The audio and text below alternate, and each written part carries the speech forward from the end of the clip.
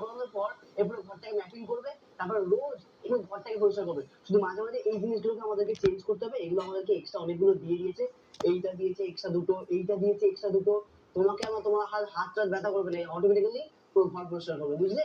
আর সব থেকে বেস্ট কি জানো, এটা তোমাকে বারবার চার্জ দিতে হবে না।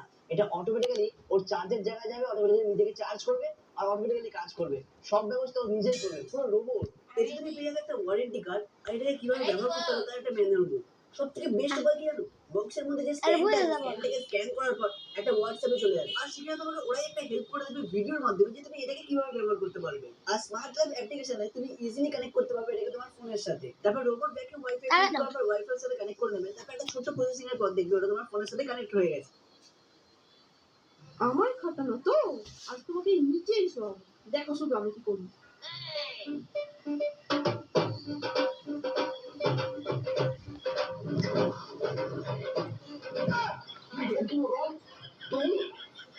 যাও বৌমা, নিচে শুয়ে পড়ো।